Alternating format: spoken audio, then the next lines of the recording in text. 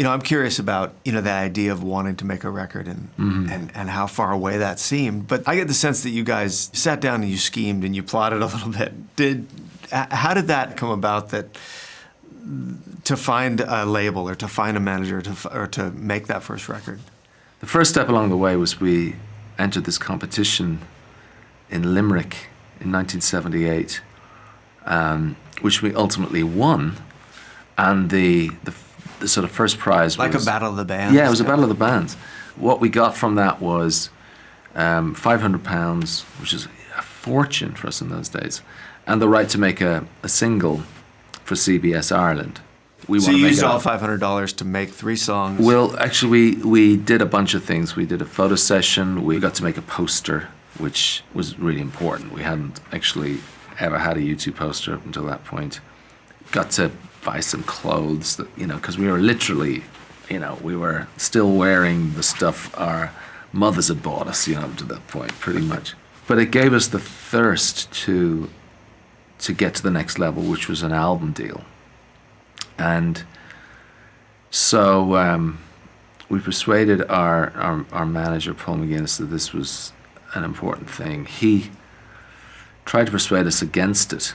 Paul was like, we really ought not to, but if you really want to, I'll organize some shows, like maybe 5 or 6 small shows, showcase gigs in London, and if we work really hard getting demo tapes to the record labels, maybe they'll come to the shows and we'll get you an album deal from that. So we had to go borrow money from all of our friends and family, and we got enough together to just get us there.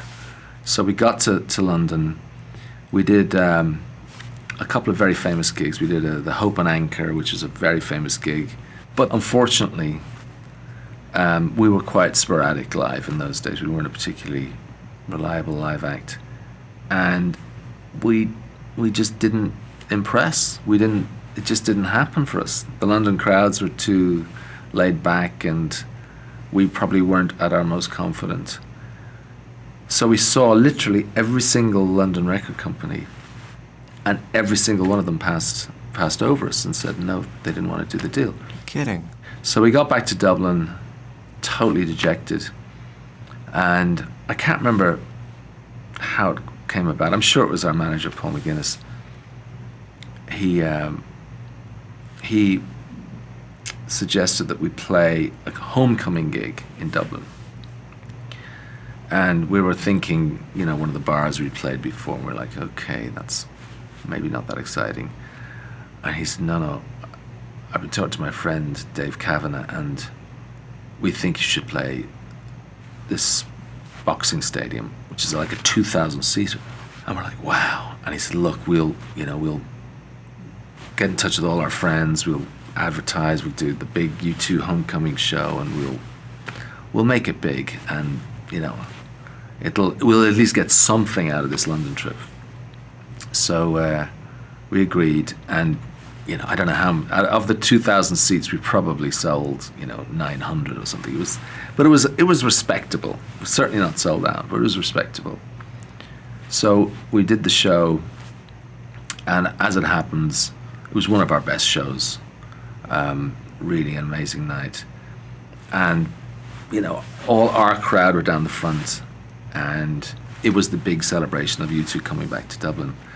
What we didn't know was that the A&R man from Island Records had missed us in London. He'd been away.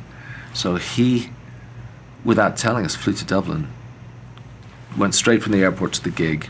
It's like waiting for Guffman or something. It's he saw this show, flipped out, and we were in the dressing room after the show, still kind of feeling a little sick to our stomach about the London trip. And he walked in and he said, I want to sign you guys. I want to sign you right now.